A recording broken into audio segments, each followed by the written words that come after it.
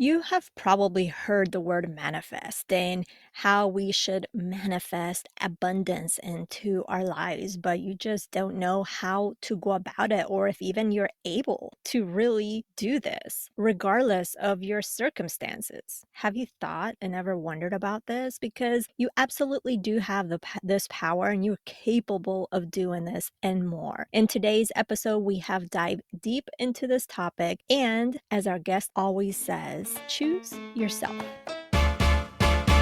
You are listening to Her Dinero Matters, the podcast helping Latinas have increased confidence and control over their finances. My name is Jen Hemphill, and as an accredited financial counselor, my mission is to help you be more confident and simplify your finances so you can save more, get out of debt quicker, and build your wealth.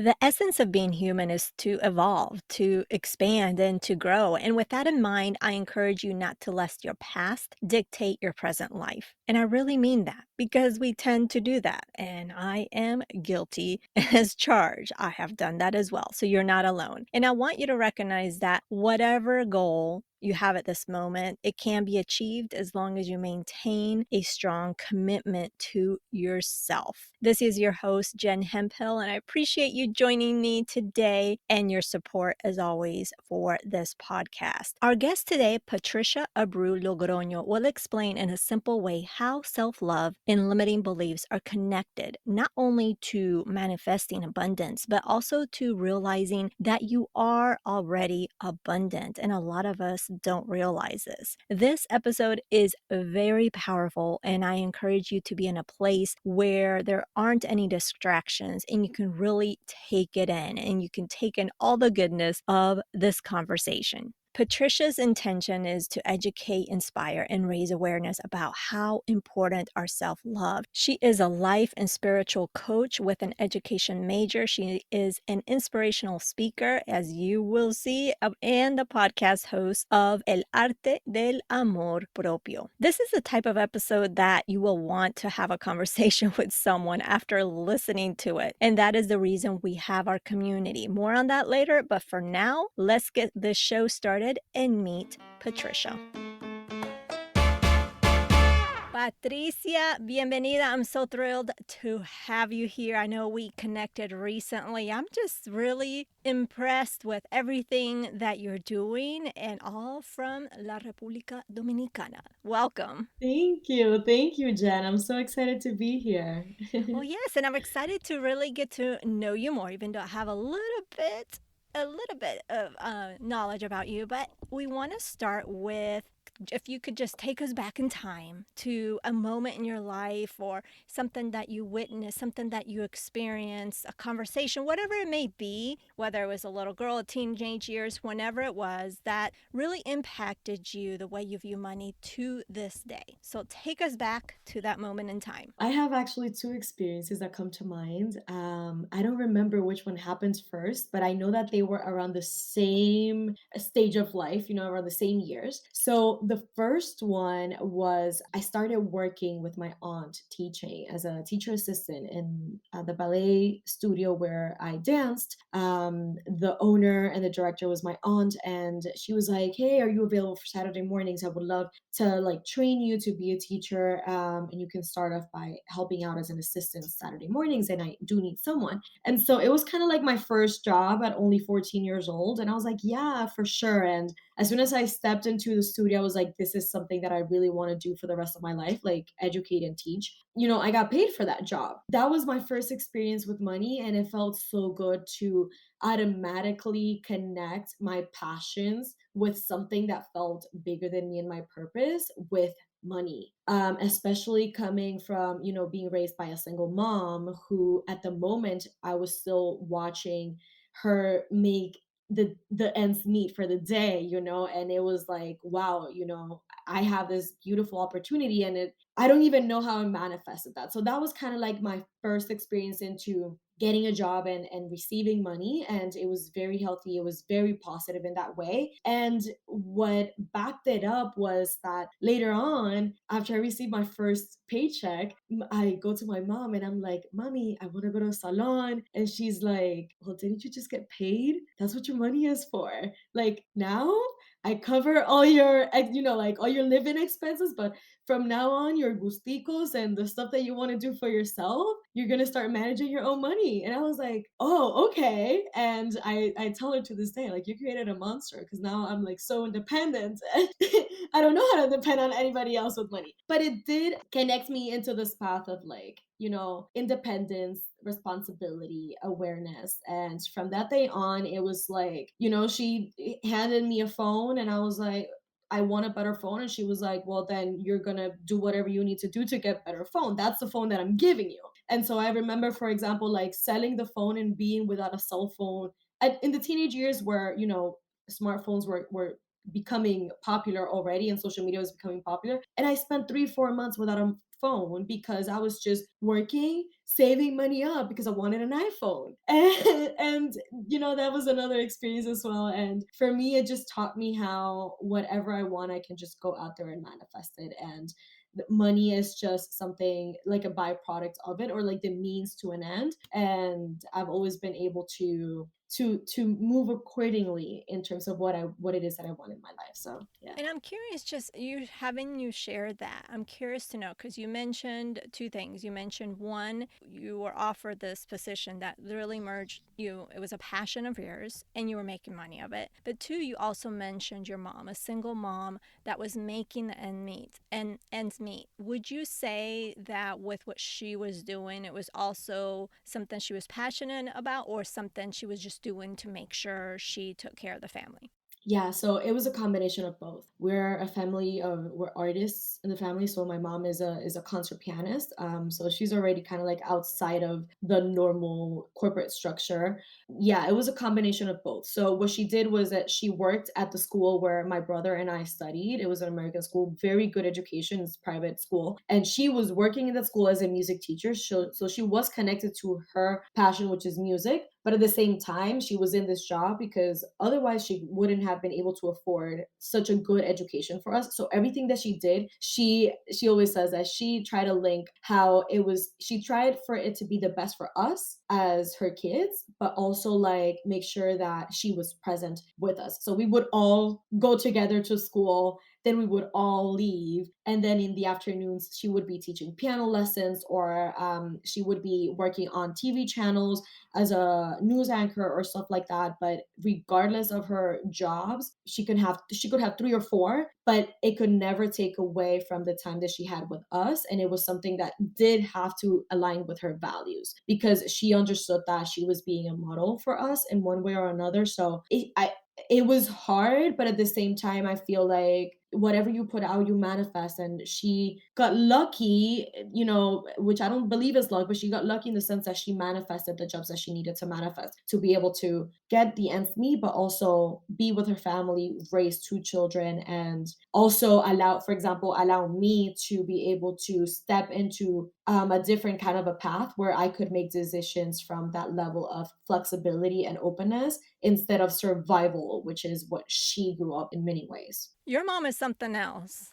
I have to Yeah. applaud her. Love this because I know, in talking to many people and not just on the podcast, not just in my networks, but just in general, family and friends and everything. I'm sure you tend to see the same thing where, whatever life circumstances are handed to us, people tend to get stuck.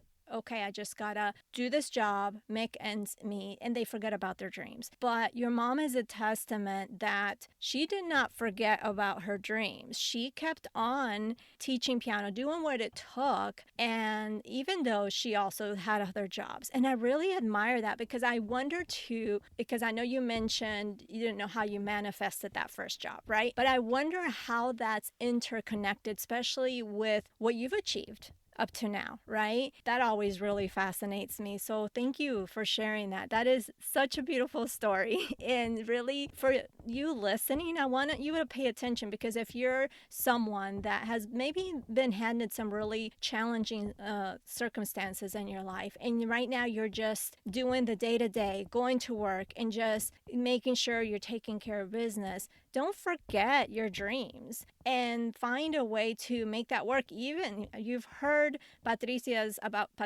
mom, and she was teaching piano lessons. So what does that look like for you? I challenge you to do that, because we just tend to forget about those dreams. And once we forget about those dreams, our life is not, I can't say it's sad, but it's not as enjoyable and fruitful, and we're not thriving like we could. And I need to say also, like, she had all of these jobs, but she was also running her own music school. So I still don't know how she did that. Yes. And until And how many children? well, it's always been a big school. Like she opened it when she was pregnant with me back in 94. And then it kind of like evolved, but I remember that me being a baby and she used to have it at home.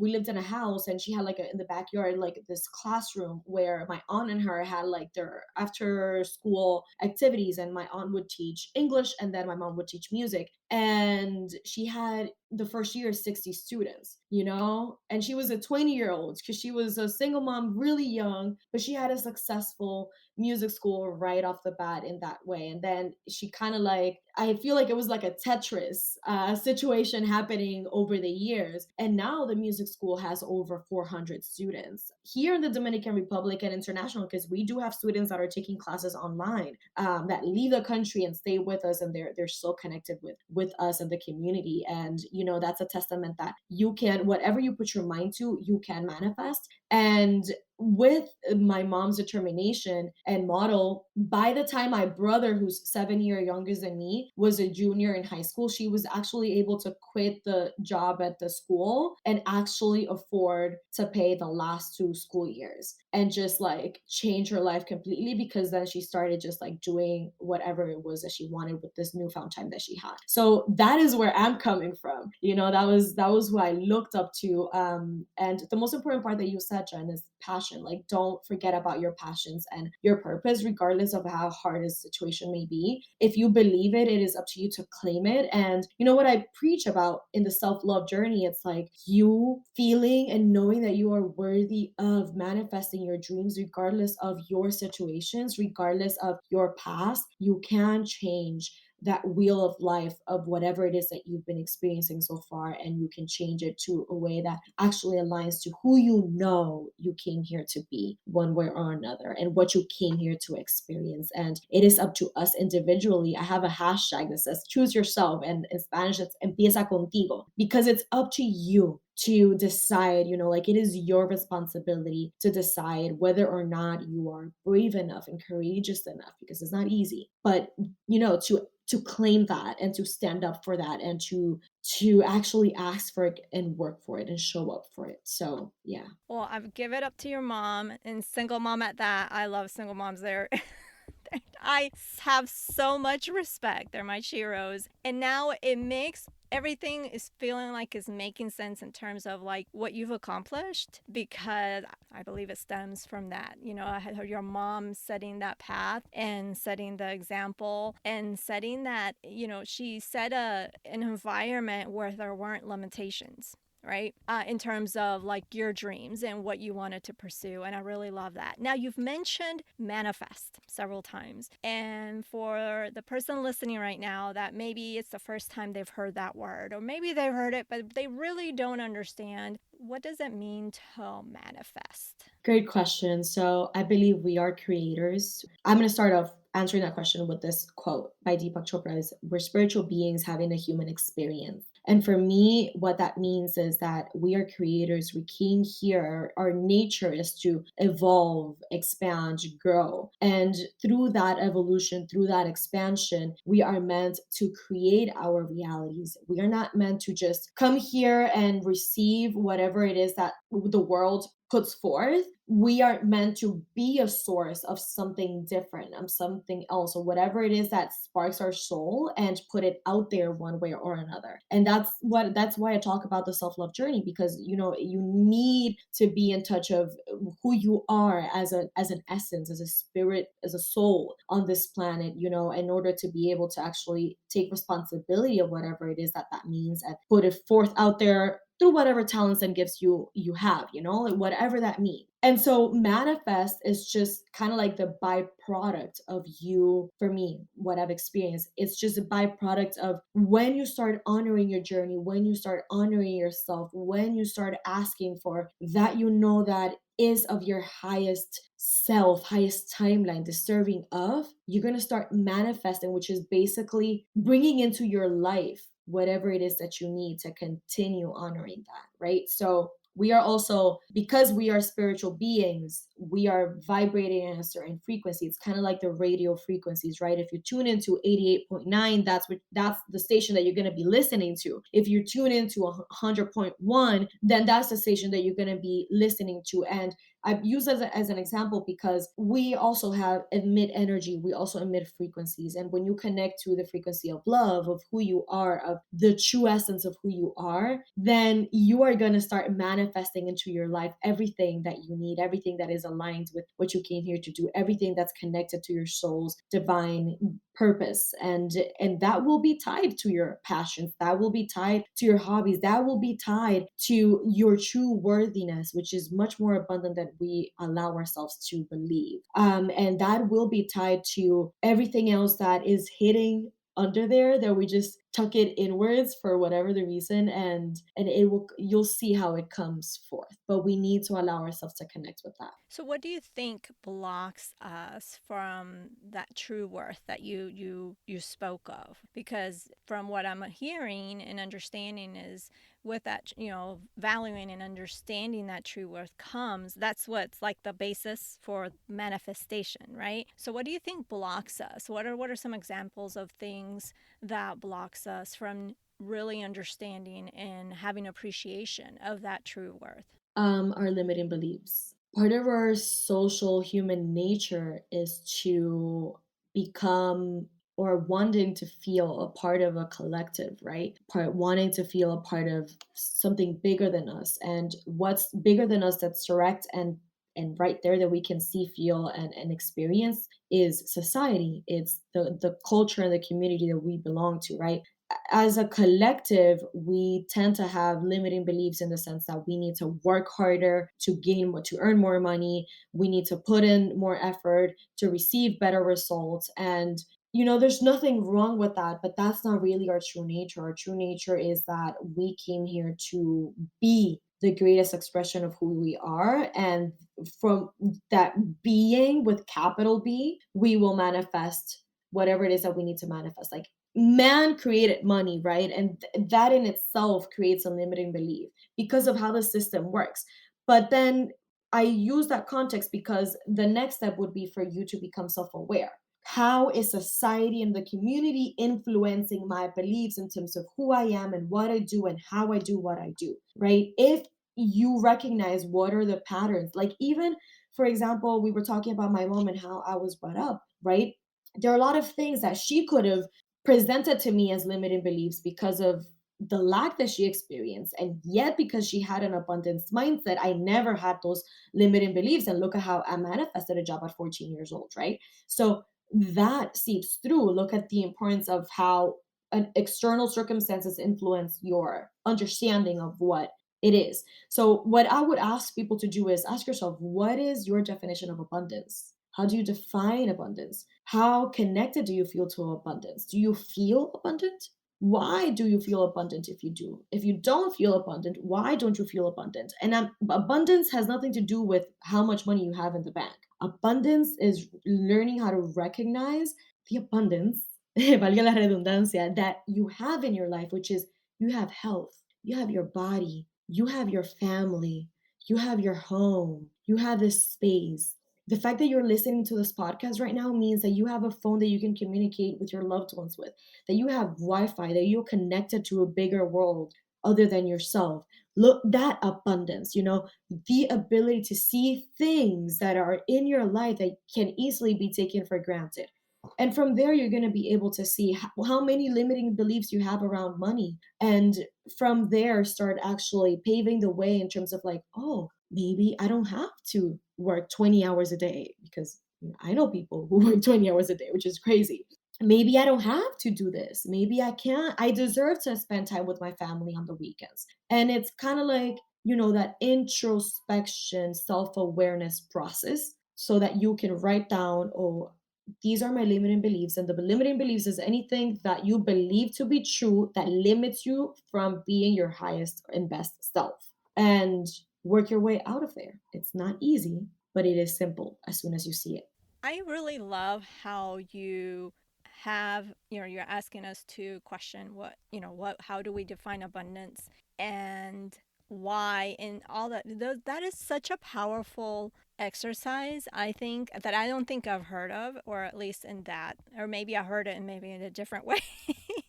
And it's just clicking in a different way to me. I really like that. Now, because awareness is very, very important, especially with the limiting beliefs. What would you say? Because I have some other questions, but just briefly, what would you say is like one step that you can take once you've identified your limiting beliefs? What is that next step that you can take to negate or heal or just shatter those limiting beliefs? Because we have to remember that she's saying a limiting belief. It's not a fact, it is a belief, and there's a clear distinction between a fact and a belief. So let me know, what is that next step that we should take? The next step that I would recommend you try is, you can do one of the two, or you can do both in whatever order resonates for you, and is challenge it mentally. Access that part of yourself that believes this belief, and ask yourself, why do you believe this belief? Where is that belief coming from? Who told you that? Or what experience in life made you believe that? Validate that, and then access that part of yourself that's kind of like your higher self, and challenge it. Ask that other version of you, like, is it really true? How can you find new evidence for it to be different, for this belief to be torn down? Truly challenge it. Have a debate with yourself. And if you have to write down one page as yourself, in terms of what this belief is, and then another page with connecting with your higher self, challenging that belief, and you can do that however that works best for you. But you can do that. Also, I would recommend read books, listen to podcasts of people that challenge your belief, that can present to you some way, or some in different perspective, facts or experiences that would make you or help you challenge that belief that you have right now. So those two things. What I did was, I would read a lot of books regarding the topic, regarding the subject, and then I would be constantly challenging my belief and my own thought process in my life. And it would be difficult. It would be difficult for me to let go, but I would just be patient with my process. And then, whenever I felt ready, the next step was taking steps, small steps, into that direction of transcending that limiting belief. So let's say that I have a limiting belief that I need to work Saturdays because Monday to Friday is not enough time, right? So Saturdays I associate with working, and I work a normal schedule. Let's say 9 to 4 p.m. I can start by, you know what, this Saturday I'm not going to work till 4. I'm going to work till 2 p.m. So I have 2 new hours that I can add. And those 2 hours I can dedicate to rewiring my relationship with work, productivity, and life balance, the life balance that I want to manifest. So something very simple, but very life changing. And one thing that you mentioned, but just briefly, is you mentioned writing. And I want to just highlight that. That is, you do this, you write this for clarity. And what other reason, what do you, in your opinion, what is another reason why you should do this in writing versus just kind of thinking through it in your head?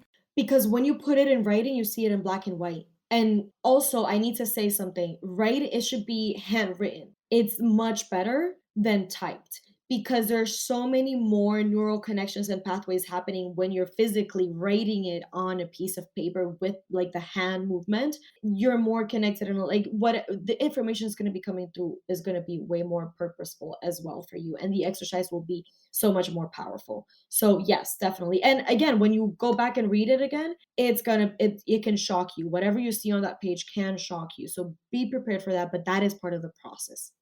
I wanted to bring that up because that is something I've battled. I'm not writing any of this. I can think through it. So I wanted to make sure that I brought that up. And I also love that you mentioned to read, listen to podcasts that challenge your belief. That is powerful. And speaking of podcasts, you have one that's called El Arte del Amor Propio. You also mentioned the self love. So talk to me about self love. How do you define self love, and why should we be paying attention in terms of why should we be practicing self love? For me, self love is the honoring of the self. I feel like today's like society's pace is designed in a way that you end up having no time for yourself. You end up having no time to think about yourself, your life, your dreams, your passions, your family, the things that are really important. And we get stuck on this hamster wheel of what it is that we need to do, or what we believe that we need to do, showing up for other people, showing up for the companies that we work for, and I don't feel like that's where we should be headed as a humanity. I feel like we deserve so much more. Like we deserve to be vibrating on a higher frequency of love. And work is just a byproduct of the fact that we need money to exist because of the system, right?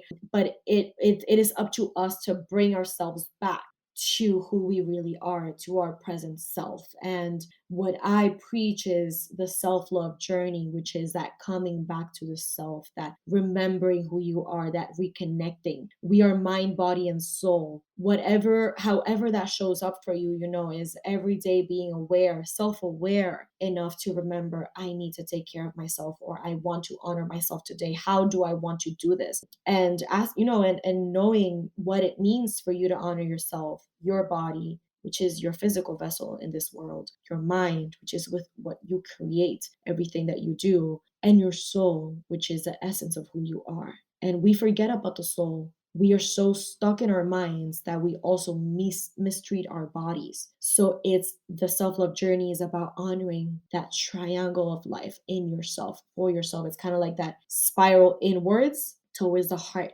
So that's how I would define self love.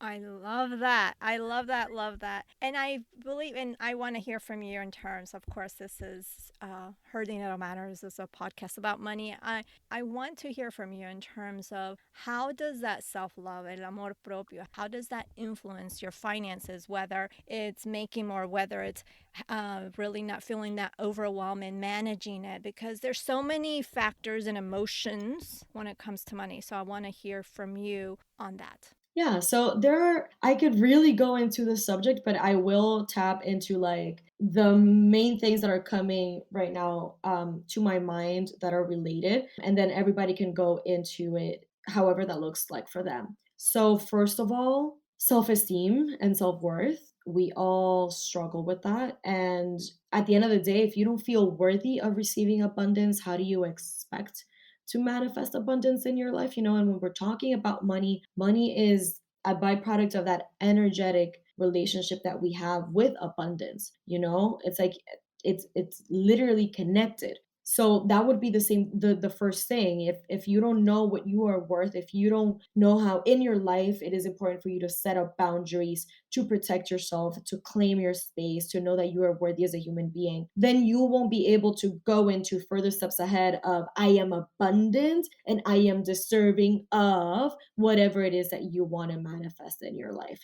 So it's kind of like that connection, that path. The self-esteem as well. It's like, if you want nicer clothes, you need to feel confident in your body. You can go ahead and buy the most expensive brands, but if you don't feel confident in your own skin, there's no outfit that could ever make up for that gap of self-esteem boost that you would need to actually feel good in that outfit. It's fake it till you make it doesn't work here. And another thing that I would like to add up there is emotions. emotions are energy, are energetic frequencies. If we are constantly in a depressed mood or in a dejected mood, kind of like in the lower frequency, then we won't be manifesting higher frequency things into our lives. And money and abundance is higher frequency, right? Is direct, it can be directly connected to love. But if it's not connected to love in your mind, then you can see where there is a limiting belief for you there. And that's where your healing starts. That's where your process starts in terms of healing that and paving the way so that you can actually manifest that abundance into your life. So, again, self esteem, self worth, and your emotional, how would you say, your emotional status 99% of the time in your life. You need to feel good. You should feel good in your life. You're deserving of feeling good. But feeling good should not be a byproduct of external situations, and that's what people confuse sometimes. It should be an internal process, and that's also where the self-love journey comes again. It's like it is your responsibility to feel good, and trust me, when you start feeling good, you're going to start manifesting everything that you want to manifest. This has been so powerful, Patricia. I really appreciate you being on here. I learned from you, even though I love these types of talks, and this not my area, but I love these conversations because I always take away, something else. And so keep doing what you're doing. I appreciate you. I appreciate what you're doing just for the community, for just people in general that want to really have more self love, really tune into themselves, like you talked about, and really whether you call it healing or growing or evolving. So you're happy from within versus, like you said, those external factors. So thank you so much, Patricia. Keep doing the great job that you're doing, and I appreciate you being here. Thank you. Thank you for having me. This was a really great conversation. Thank you.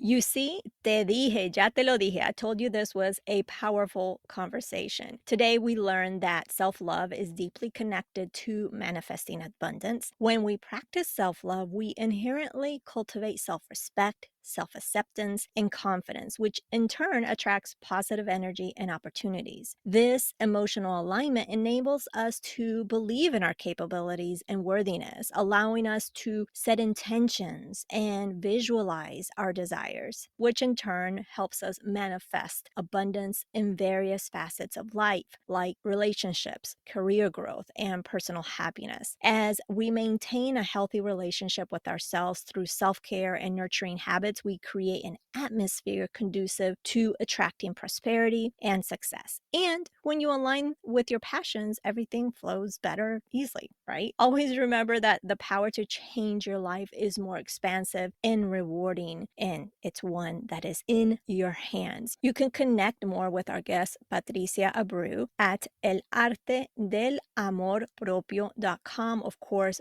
instead of spelling all of that out, I'm going to instead link that up in today's show notes as always. If you have some thoughts that you want to get out, because especially after listening to this episode, you aren't the only one. I'm going to be sharing with you my favorite takeaway of this episode in our community. If you want to learn what that is specifically and share yours as well, join our community over at jenhemphill.com/community. That is jenhemphill.com/community. As for next week, I want you to think about this. What would your life be like at this very moment if you knew you had financial security? That's the topic of next week, where our guest Ramona Cedeño talks to us about this in more depth. So don't miss it. Bueno, pues that is everything. Thank you so much for taking time out of your schedule to tune into this podcast, to tune into this show. You can check out the show notes over at jenhemphill.com/348. That is jenhemphill.com/348. Remember that being the reina of your money starts now, simply by claiming it.